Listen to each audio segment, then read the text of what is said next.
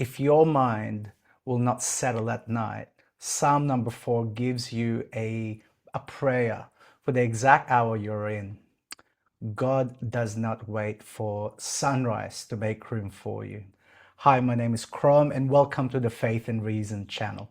Last week we talked about Psalm number 3 about David going to sleep while his problem were still facing him within and surrounding him. Yeah, because his faith in God is stronger than the predicament and problems he was in. Today, we move on to Psalm number 4.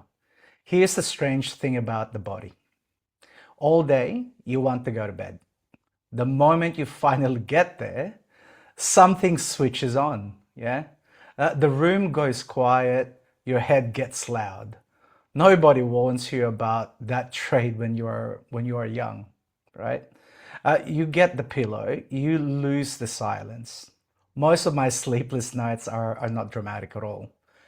There's no grief, there's no crisis. I was just thinking about work. Yeah, the tasks still open, the decisions I have not made.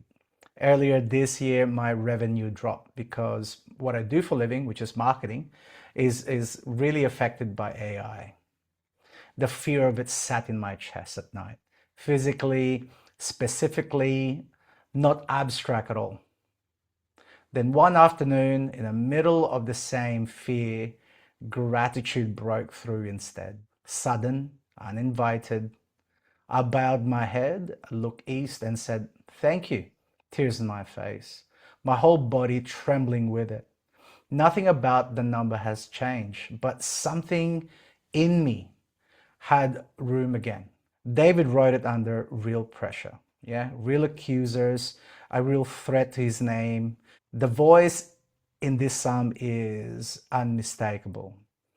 This is not a man composing something beautiful for later use.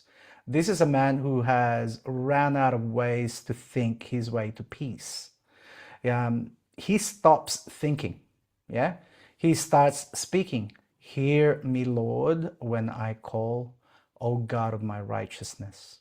Not polished, pretty much almost like a demand from someone with nothing left to negotiate with. Then he wrote this line: "You have enlarged me when I was in distress." Distress does something specific to a room. It shrinks it, yeah? The walls come in close. Whatever is unfinished stops looking like a task. It starts looking like a corridor with no doors. David says the opposite happened to him. Yeah, not that the pressure disappeared.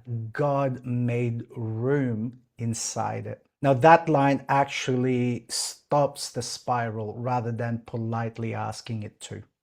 Now the line that actually stops the spiral rather than politely asking it to, it says this: "Commune with your heart upon your bed and be still."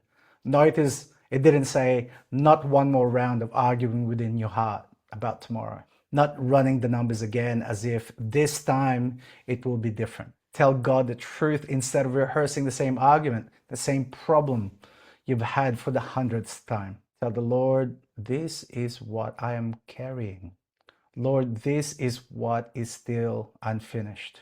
Lord, this is what I cannot solve from my mind, from this bed." No matter how many times I go over it, say it, then actually stop talking. Say it, then actually stop thinking. David does not linger in the confession. He turns to put your trust in the Lord. That is the hinge the whole Psalm number 4 swings on. Peace was never going to arrive because you finally finished everything before your eyes closed. It arrives because you hand what is unfinished to someone who can hold it whilst you sleep, which, if you think about it, is most of the nights anyway. And then the line this psalm is known for: "I will lie down in peace and sleep. For you alone, O Lord, make me dwell in safety." You can say this not because the work is done, because safety was never something you were going to finish building at midnight with a spinning mind. It was given before you asked for it.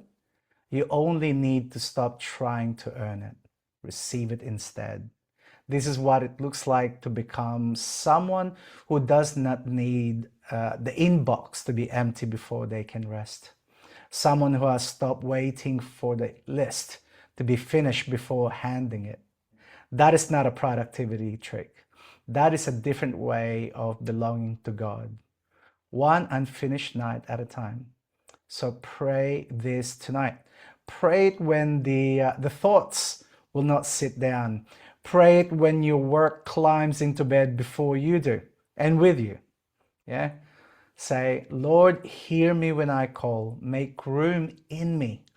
Teach me to be still before I try to force stillness on my own. Let me lie down in peace. Carry this line with you into your sleep tonight. I will lie down in peace and sleep. After this, go and listen to the Psalm number 4 song in this video, which is on the link in this video. Read the words whilst it plays. Sing them if your voice is free enough to.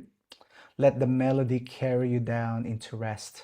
The way thinking never quite managed to, I purposely made the music in this psalm sound like a lullaby because I know that I want to hear this kind of music before I sleep. If you found this video useful, please share it with someone. And whilst you're listening, please like this video, subscribe to the Faith and Reason channel, and click the notification bell for the next Psalm reflection. Once again, my name is Crom. Pray for me, and may God bless you.